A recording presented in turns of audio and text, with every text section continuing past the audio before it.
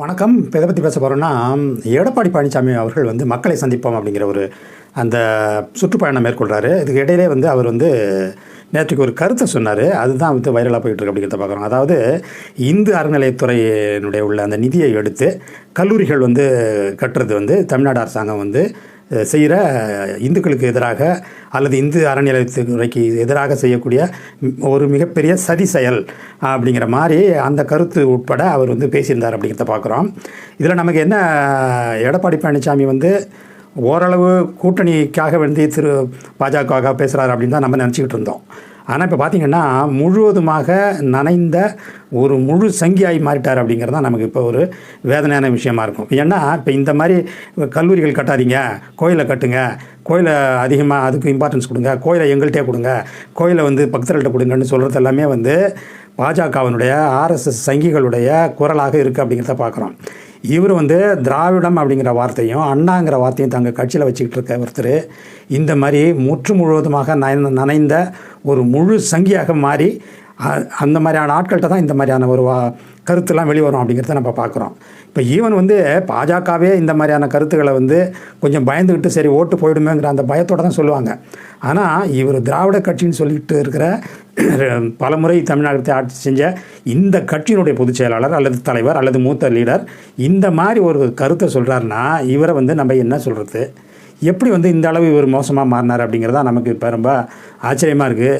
தொண்டர்களே இந்த மாதிரியான கருத்தை ஒத்துக்குவாங்களான்னு நமக்கு சந்தேகமாக தான் இருக்குது. தொண்டர்கள் வந்து முக்கால்வாசி தொண்டர்கள் வந்து பாஜகவோட அவங்க போகிறத விரும்பலை.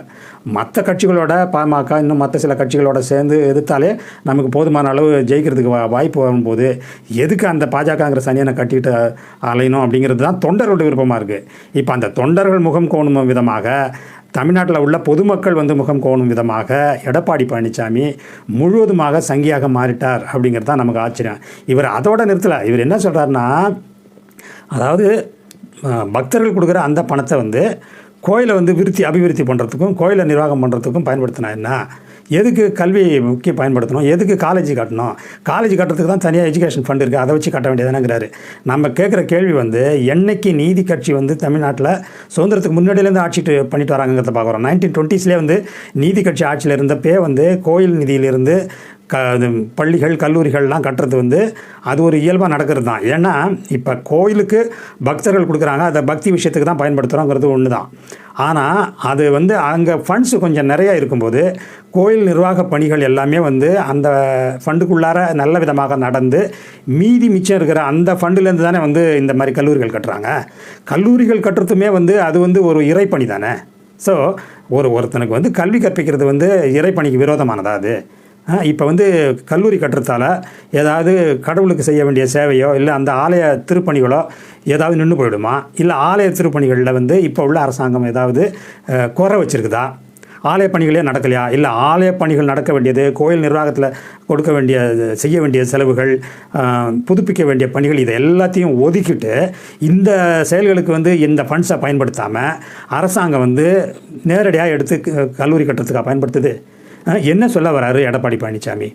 ஏற்கனவே ஃபண்ட்ஸ் நிறையா இருக்குது, பக்தர்கள் கொடுக்குற காணிக்கை ப்ளஸ் பட்ஜெட்டில் அலாட் ஆகிற பணங்கள், இன்னும் சொத்து இருக்குங்களா, ஏகப்பட்ட கோயில்களுக்கு எவ்வளோ சொத்துக்கள் இருக்குது, அந்த சொத்துக்கள்லேருந்து வர வருமானம் இதை எல்லாத்தையுமே சேர்த்து அது அதிகமான பணம் இருக்கிறதுனால தானே அதை ஒரு ஏழை மக்களுக்கான ஒரு கல்லூரி தானே. ஸோ அரசு இந்து அறநிலையத்துறை கீழே கல்லூரிகள் ஆரம்பிக்கும் போது அதில் பயன்படுறது வந்து பெரும்பாலான இந்து மாணவர்கள் தானே, அவங்களுக்காக தானே அது நிதி பயன்படுது.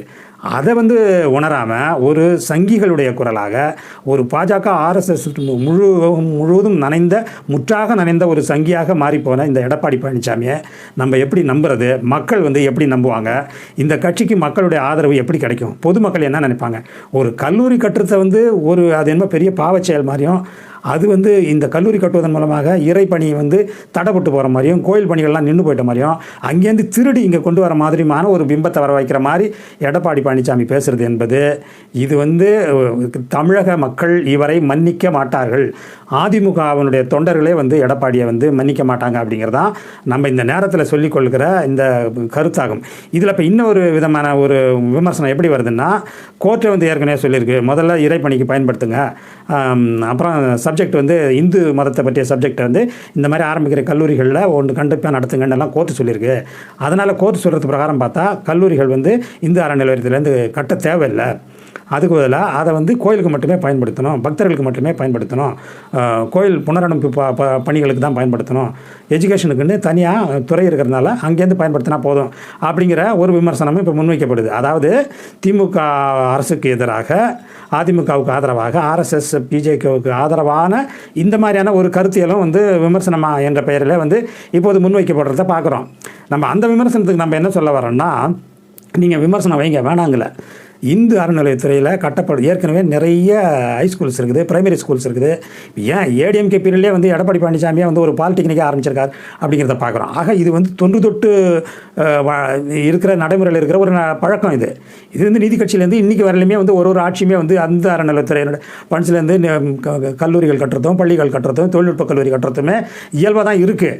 எதனால் அது இருக்குன்னா, அங்கே வந்து நிறைய ஃபண்ட்ஸ் இருக்குது.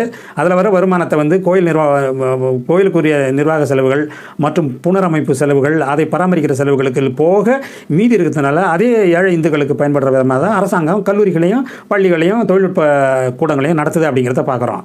அந்த வகையில் பார்க்கும்போது இதை வந்து ஒரு இறைபணியாக எடுத்துக்கொண்டால் என்ன? அதிமுகவுக்கு இந்த நல்ல எண்ணம் ஏன் இல்லை? ஏன் வந்து பாஜகவினுடைய ஆர்எஸ்எஸ் சங்கிகளுடைய குரலாக எடப்பாடி ஏன் வந்து ஒலிக்கிறாரு?